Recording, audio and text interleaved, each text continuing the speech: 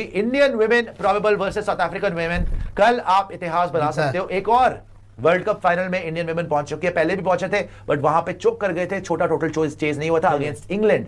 But आज जिस तरीके से ऑस्ट्रेलियन टीम को, माइटी ऑस्ट्रेलिया को, 7 टाइम की ODI world cup winner team को, जहां पर 338 रन का चेज आपने कर दिया, एंड वी सॉ के पूरा का पूरा देश, पहली बार ये हुआ कि रादर देन मेंस क्रिकेट आपने फीमेल क्रिकेट ज्यादा देखा है। लड़कियों को हम सपोर्ट करें। जो भारतीय टीम फाइनल खेल रही है साउथ अफ्रीका के खिलाफ, डीवाई पाटिल में ये मुकाबला है, एक और बार फाइनल में भारत को खेलने का मौका मिल रहा है, उन्हीं को सपोर्ट करेंगे। और ये तब जब भारतीय मेंस टीम होबार्ट में अपना टी20 मुकाबला खेल रही होगी। जरूर सबकी निगाहें वहां पे रहेगी, लेकिन जहन और दिल सबका हमारी लड़कियों की तरफ रहेगा कि भाई साउथ अफ्रीका को हरा के ट्रॉफी उठाने का वायदा है।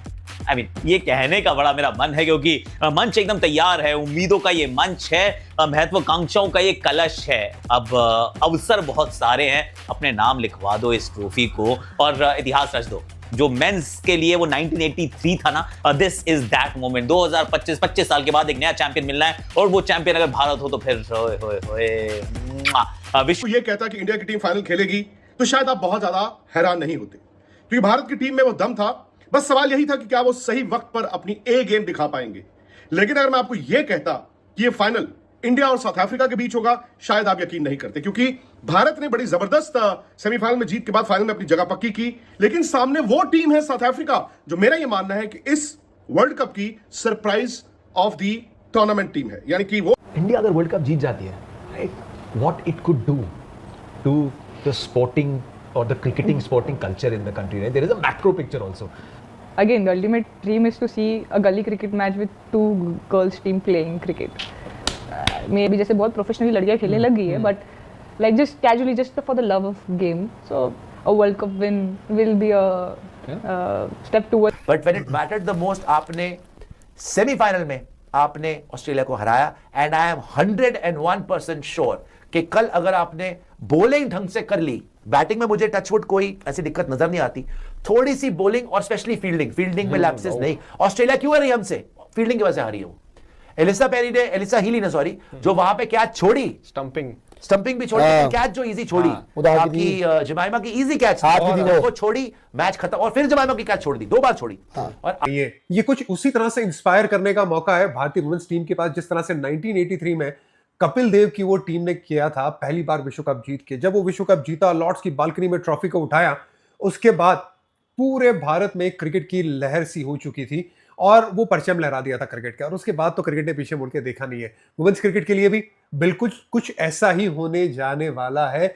स्पेशली ऑस्ट्रेलिया को जिस तरह से सेमीफाइनल में भारत ने हराया है, काबिले तारीफ। जमीमा, all the best girls, just go rock, and I am 100% certain कि आप ये ट्रॉफी उठाने वाले हो, इतिहास आप रचने वाले हो। गो गर्ल्स। ऑफ कोर्स आज Shafali Verma wild card entry, इनके हर स्टोरी में बहुत खूबसूरत सी बना के आपके लिए लाया हूं। और बात करें वो टीम जिसने अपने खेल के स्तर को ऊपर लेकर जाकर फाइनल में जगह बनाई है।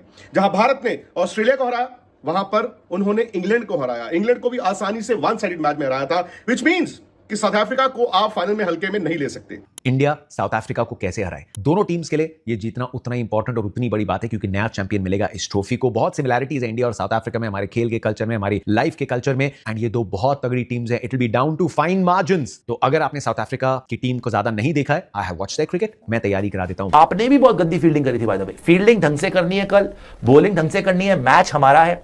साउथ अफ्रीकन विमेन की भी आपको टीम दिखाते हैं, तगड़ी टीम है, लेकिन आई थिंक कल इतिहास बनने वाला है और इंडियन विमेन यहां पर मैच जीतने वाली है। मेरे को मतलब ऑब्वियसली आपकी टीम बहुत जबरदस्त है। आपने पिछले मैच में हिस्ट्री बना दी, ऑब्वियसली हिस्टोरिक जो चेस किया हमने, जमाइमा ने जो बैटिंग करी है, इवन जो हरमनप्रीत ने बहुत अच्छा करा है। लेकिन रॉड्रिक्स की जो छवि है सबके जहन में छप चुकी है वो शतक के बाद। खास करके ये खिलाड़ी इतनी मुश्किलात से गुजरी है, इन एंड आउट भी हुई है टीम से, ऑफ द फील्ड भी बहुत ज़्यादा चर्चा में रही है, और वो जो इमोशंस थे उसके इंटरव्यू में जीत के बाद वो साफ साफ नजर आ रहे थे। और जिस तरह से वो पारी खेली, जिस कंट्रोल के साथ पारी खेल के, जब इंटरव्यू में भी ये बोल रही थी ना कि मेरी सबसे अच्छी पारी है ये अभी तक, इसका मतलब जमीमा का जो जहन है वो सिर्फ फाइनल की ट्रॉफी की तरफ है, जो देख के बड़ा अच्छा लगा था। और से आपको लगता है कि चीजें बदलती हैं? टू बी वेरी ऑनेस्ट, जो ये भारतीय विमेंस टीम का जो वर्ल्ड कप रहा, इट वाजंट कि वो कहते हैं ना, वो कहते हैं फेरी टेल नहीं था सर। 3 लगातार आप मुकाबले हारे, दिल एक से ज्यादा बार टूटा था, तो ऐसे में ना वो सेल्फ डाउट जो होते हैं वो क्रीप कर जाते हैं। उसके बाद आप अपने कॉम्बिनेशन को बदलते हैं। बहुत कुछ हुआ इस वर्ल्ड कप के अंदर, और जो भी वर्ल्ड कप विनिंग कैंपेन होता है उसके अंदर एक बात होती है कि at some stage during the campaign या कोई भी ट्रॉफी विन। अच्छी बात क्या है भारत के लिए कि साउथ अफ्रीका इससे पहले वर्ल्ड कप का फाइनल नहीं खेला।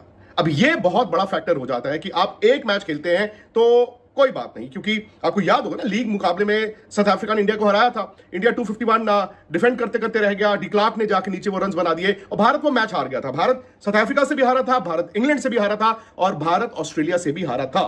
हमने जीता। जमीमा Rodrigues played the knock of a lifetime, लेकिन एक परफेक्ट टीम चेज जिसे कहते हैं ना, उसकी हल्की सी बात करूं। हरमनप्रीत कौर, बहुत मीम चल रहे हैं ऑस्ट्रेलिया में कि it was that woman again. 30 से 35 ओवर का फेज था जहां पे मैच हाथ से निकल सकता था। उस 30 से 35 के फेज में हरमन ने क्या किया? 29 ओवर के एंड पे she was batting of 50 of 65 balls. Jamie थकी हुई थी एंड रोल डेफिनेशन था, हरमन के पास पावर ज्यादा है, हरमन कैन बी द अग्रेसर, और हरमन ने वो परफेक्टली किया। कैसे? मैं ये बोलूंगा कि यार देखो, हर मैच में 338 टाइप्स या फिर ऐसे वंडर्स करना भी इतना इजी नहीं होता है ना। कल आपने फील्डिंग की बात करी, फील्डिंग तो आपको करनी ही पड़ेगी। दूसरी चीज है, कल स्मृति को ऊपर से रन बनाने पड़ेंगे यार। ये हर मैच में नहीं होगा कि आपके लिए जमाइमा या फिर हरमनप्रीत कौर आके हर मैच में कर भी सकती है। साथ ही में हरमनप्रीत कौर कूल, एकदम कूल नजर आई थी मुझे जिस तरह से उसने बल्लेबाजी की थी। वो जो 89 रन की पारी आई, कभी भी ऐसा नहीं लगा कि भारत कंट्रोल में नहीं थी। जब जब वो बैटिंग कर रही थी ऐसा लग रहा था ये मैच निकाल के लेके जाएगी, और वो कप्तानी पारी थी। और उसमें जो कंट्रोल था, जो कूलनेस थी, वो साफ साफ नजर आ रही थी। साझेदारी चल रही थी। एक फेज आया जहां पे एक चौका लगाया लॉन्ग ऑन की जानिब Harmanpreet Kaur. Campaign I have not never won क्या played a world cup, but I have won Ranji trophies, तो आई नो कि होता क्या है कि एक समय ऐसा आता है कभी कैंपेन के अंदर जहां पे हर किसी को लगता है कि वी आर इनविंसिबल। मुझे पानी पे चलाने को कहोगे मैं वो चल जाऊंगा, मुझे आग को हाथ में पकड़ने को कहोगे तो मैं वो कर जाऊंगा। This was the semifinal moment जहां पर एक्चुअली में भारतीय टीम को लगा we shall do it, we will do it, don't worry about it. So now I'm very quietly confident कि भारतीय लड़कियां जो शायद सबसे बेहतरीन टीम नहीं थी विश्व कप में, I'll be very honest, चौथे स्थान पे हम समाप्त हुए थे, पर अब ऑस्ट्रेलिया को हराने के बाद suddenly we peaked at the right time, और 2025 कुड बी दैट ईयर।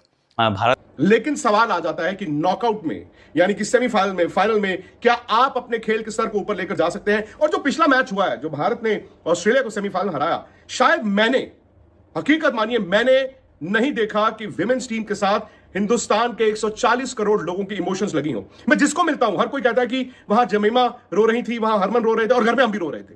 ये पहली बार शायद ऐसा देखा गया है कि आज विमेन। 31वां ओवर ऐश गार्डनर आई, छक्का लगा दिया। She moved to 66 of 73. 32nd over में सदरलैंड वापस आई, she ensured विकेट ना गिरे, थोड़ा सा परख लिया, she's been the best bowler of the tournament. 33वां ओवर ऐश गार्डनर अगेन, 2 चौके। 34वां ओवर सदरलैंड वापस, 1 चौका, and by now she had moved to 83 of 83. तो 30वें ओवर में जो रिक्वायर्ड रेट 7.67 के आसपास पहुंच गई थी, वो निकल जाती 8.5 साढ़े 8 पे अगर ये फेज में हम अग्रेसर नहीं बनते, and result could have been different. 35वें ओवर में अलाना किंग पे चौका लगाया, she moved to 89 of 86. अगले ओवर में आउट हुई, लेकिन उन 5 ओवर में इंडिया ने 47 रन बटोर लिए थे। फिर दीप्ति आई, हो जाएगी, जिसमें जमीमा, जिसमें स्मृति मंदना, और अगर शेफाली की तरफ से अच्छा स्टार्ट मिल गया तेज, तो फिर क्या ही कहना है।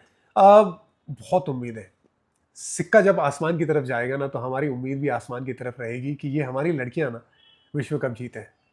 गो गर्ल्स, डू वेल, हमारा पूरा सपोर्ट आपके साथ है और हमारी दुआएं भी। Good luck. Women in blue, this is your moment to shine. जो हिस्ट्री है उसको बदल के आने वाले फ्यूचर को, इस पूरे देश में जितनी लड़कियां खेलना चाहती हैं, जो हमारे स्पोर्ट्स का कल्चर बनना चाहता है, उसको एक उपहार दे दीजिए वर्ल्ड कप ट्रॉफी की। We wish you all the best. मिलते हैं कवरेज में।